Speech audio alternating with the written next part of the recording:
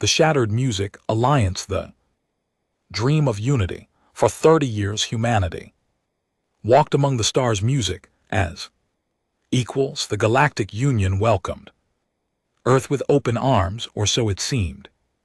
Humans were the youngest species in the alliance, eager and hopeful. They brought fresh ideas and endless enthusiasm. Captain Alina Voss remembered the day Earth received its invitation. She was just a child then, watching the ceremony on screens across the planet. The Council of Seven spoke of cooperation, of shared prosperity, of a future written together. Humanity believed every word. Trust and sacrifice. Earth gave everything to prove its loyalty. Human engineers helped rebuild war-torn worlds. Human doctors traveled to distant systems, healing species they had never seen before. Human farms fed billions across the galaxy. Trade routes opened.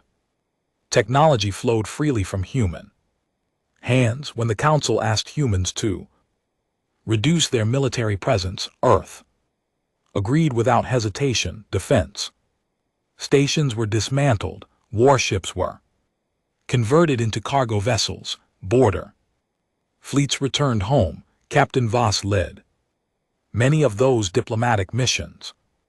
Herself, she shook hands with alien leaders. She signed treaties in chambers lit by foreign suns. She saw gratitude in their eyes, or thought she did. Her ship, the Horizon's Promise, carried hope across the void. She trusted the galaxy because humanity needed to believe in something larger than themselves. Whispers in the dark. Behind closed doors, the Council of Seven held different conversations. The Krillix Dominion saw humanity's kindness as stupidity. The Venn Collective watched human expansion with jealous eyes. The Theos Empire resented sharing power with newcomers. They met in secret, far from Earth surveillance. They spoke carefully, using coded language, but the message was always the same. Humanity was growing too fast, too confident, too comfortable. The Krillix ambassador proposed a solution, a permanent solution. Others hesitated at first. The VN representative asked about consequences. The Theos commander reminded them of practicality, but fear of humanity's potential united them. They saw how quickly humans learned. They noticed how human colonies thrived. They calculated future projections and found themselves becoming irrelevant. So they made their choice. Betrayal. The first strike, it began at Terra Nova Station, humanity's largest colony. Outside Earth's solar system, 3 million people lived there, families, scientists, workers, dreamers. The station orbited a beautiful blue world. Humans had named New Hope. Captain Voss was scheduled to visit there next month. She never got the chance. At 600 hours Galactic Standard Time, 7 alien fleets jumped into the system. Simultaneously, no warnings were broadcast, no demands were made. They simply opened fire. Plasma cannons tore through the station's outer ring. Kinetic missiles shattered habitation modules. Escape pods were targeted. Deliberately, 3 million voices went silent in less than an hour across human space. The pattern repeated. Mining colonies vanished. Trade outposts went dark. Medical ships sent distress calls. That ended mid-transmission. Civilian transports were destroyed without mercy. Not military targets, not strategic locations, just people, human people. The sound of silence. Captain Voss was in the Alpha Centauri system when the attacks began. Her ship received fragments of emergency broadcasts before The networks collapsed. She watched her. Displays fill with red markers, each one represented a human settlement, each one blinked once, then disappeared forever. Her crew stood frozen on the bridge. No one spoke, no one cried. The horror was too vast for immediate reaction. Vosh tried to contact Earth Command. Static. She tried alternative channels. Nothing. She attempted to reach other human vessels. Silence answered. Then a single transmission broke through. It came from the Galactic Union itself. The message was brief, official, cold. Humanity has disrupted the natural balance of the galaxy. Corrective measures have been authorized. This action is final. Voss. Read it 3 times. Her hands did not shake. Her voice remained steady when she spoke to her crew. They planned this, all of it, every smile, every treaty, every promise. Her tactical officer asked what they should do. Voss looked at the empty star map, at the voids where human lights used to shine. We go home, she said. Everyone goes home. Earth's response. Messages spread through hidden channels, networks the Union did not know existed. Every human ship received the same order, returned to Sol immediately. No explanations were given. None were needed on Earth. Deep beneath the ocean floor, ancient systems activated. Doors that had not opened in centuries began to move. Admiral Marcus Chin stood in a command center built during humanity's early paranoid years, back when Earth expected the universe to be hostile, back when humans prepared for the worst while hoping for the best. The hope had died. The preparation remained. Chin looked at the faces around him, old veterans who remembered wars before the Union, young officers who had never fired a weapon, anger, scientists who built terrible things then locked them away, praying they would never be needed. They chose to make us enemies, Chin said quietly. They will learn what that means. No declaration of war was broadcast. No angry speeches were recorded. No threats were sent across the galaxy. Earth simply went silent, and in that silence, something ancient began to wake. The galaxy thought humanity was broken. The galaxy thought humans would beg or surrender or collapse. The galaxy was wrong. The awakening thunder, the ghost protocol. Admiral Marcus Chin had spent 40 years preparing for a day he prayed would never come. He stood in command. Omega, a facility buried 3 mi beneath the Pacific Ocean. Around him, holographic displays flickered to life, showing star maps that most of humanity had forgotten existed. These were not trade routes or diplomatic channels. These were warpaths, escape corridors, and killing fields mapped during Earth's early expansion when survival was uncertain. Chin pressed his palm against the ancient scanner. His voice was calm and clear. Activate Project Prometheus. Authorization Chin Alpha 770. Execute. Immediately across Earth's solar system. Machines responded to commands they had waited centuries to receive. On Mars, massive hangars opened in the vast Marinis Canyon, in the asteroid belt. Hollowed-out rocks split apart, revealing hidden docking bays beyond Pluto's orbit. In the dark cold of the Kuiper belt, enormous structures began drawing power from reactors that had been dormant for generations. Dr. Sarah Kim watched her screens fill with confirmation signals. She was chief weapons engineer for Project Prometheus, a position she had held in secret while publicly working on civilian fusion drives. Her hands moved across the Controls with practiced precision. Admiral, all Prometheus sites are responding. Fleet readiness at 37% and climbing. Chin nodded. How long until full deployment? 72 hours, sir, but we can launch the first wave in 12. Make it 6. The Hidden Fleet, Captain Alina. Voss brought the Horizon's promise into Earth orbit expecting chaos. Instead, she found order, perfect, terrible order. Hundreds of human ships were arriving from across the galaxy, each one following precise coordinates. Traffic control guided them with mechanical efficiency. No panic, no confusion, just cold preparation. Priority transmission reached her ship. Captain Voss, proceed to Luna Station 3. Your ship will be refitted immediately.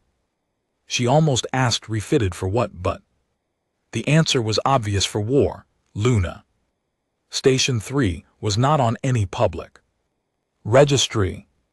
Voss had been a Navy captain for 20 years and never heard of it.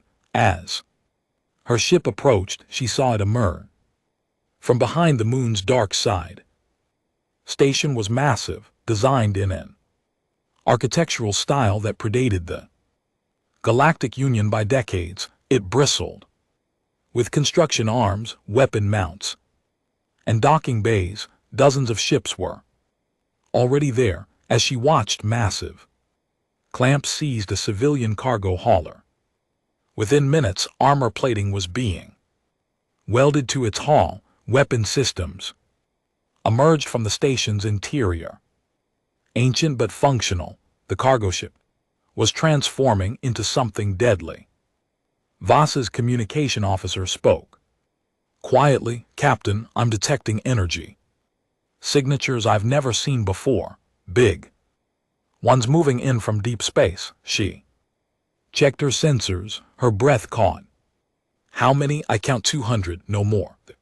Still appearing. The awakening. They came from places the galaxy had forgotten, from nebulas thick with interference, from dead zones near black holes, from regions of space marked as uninhabitable or too dangerous to explore. The ships were enormous, dark and angular. No elegant curves, no decorative elements, just brutal functionality wrapped in armor thick enough to stop small moons. These were the Prometheus fleet, Earth's doomsday armada. Humanity had built them during the early years of space exploration, when every star system seemed full of potential threats, when humans expected to find hostile empires around every corner. The galaxy had turned out to be mostly peaceful. So the fleet was hidden away, stored against a catastrophe that might never come. Catastrophe had arrived. Dr. Kim stood in the weapon development bay, watching technicians install her life's work into the warships, resonance cannons that could shatter molecular bonds, gravity mines that created localized black holes, swarm missiles with rudimentary AI that learned from each battle, and the hammer protocols, weapons so devastating that their very existence had been classified above top secret. An engineer approached her nervously. Dr. Kim, the ethics committee is requesting a review of the hammer deployment. She looked at him for a long moment. Tell the ethics committee that our colonies are ash. Tell them 3 million people died at Terra Renova while begging for mercy that never came. Tell them the time for ethics died with our children. The engineer pad but nodded the message. Admiral Chin received the fleet status reports with satisfaction. 92 Prometheus vessels were now combat ready. Another 300 would be operational within days. Thousands of civilian ships had been retrofitted. The asteroid belt had been seeded with automated defense platforms. Earth's solar system had become a fortress, but Chin was not preparing for defense. Captain Voss entered command. Omega, still stunned by the scale of what she had witnessed, Chin greeted her. Formally, Captain, your ship is now the Thunder of Terror. You will lead the Second Strike Squadron. Strike Squadron, sir. Shouldn't we be establishing defensive perimeters? Chin smiled, but there was no warmth in it. Captain, we are not going to defend. We are going to remind the galaxy why humanity survived long enough to reach the stars. We are going to teach them that betraying Earth has consequences. He activated the main display. It showed the territories of the Council of Seven. They hit our civilians. They targeted our weakest. They expected us to collapse. He marked 3 systems with red icons. These are their primary colony worlds. Each one has a population over 5 billion. Voss felt ice in her stomach. Sir, we are going to give them one chance. Shin interrupted. One opportunity to surrender, to return what they took, to face justice for what they did. He paused. And when they refuse, as we know they will, we are going to show them what humanity becomes when you murder our children. The ghost ships arrive across the galaxy. Alien sensors began detecting anomalies. Ships appeared on long-range scanners, then vanished. Entire fleets seemed to materialize from nowhere. The signatures were human but wrong, too powerful, too numerous, too impossible. The Krillix Dominion sent scout ships to investigate. Only one returned. Its crew was incoherent, babbling about human vessels that blocked out the stars, about weapons that made space itself scream, about Earth's voice echoing across the void with a single message. You wanted war. War has come. Council of Seven convened an emergency session. They reviewed the sensor data with growing disbelief. The VN representative calculated the energy signatures. This is impossible. Humanity did not have this capability. We monitored their military development for decades. The Rose commander understood first. They hid it for generations. They hid it. They prepared for this while smiling at us, while shaking our hands. He looked at the others. We did not betray naive fools. We betrayed predators who were pretending to be harmless. The Krillix ambassador tried to maintain composure. We have superior numbers. Our combined fleets will die. The Rose commander said flatly, just like our colonies will die, just like we will all die, because we taught humanity that mercy is weakness. On Earth, Admiral Chin gave the final order. All fleets begin deployment. Show them the price of betrayal. Show them what happens when you burn humanity's trust. The Prometheus fleet moved out. The stars themselves seemed to dim as hundreds of human warships transitioned to faster than light travel. They carried humanity's rage. They carried humanity's justice. They carried a message written in fire and fury. The galaxy had betrayed humanity, expecting weakness. They were about to discover humanity's strength.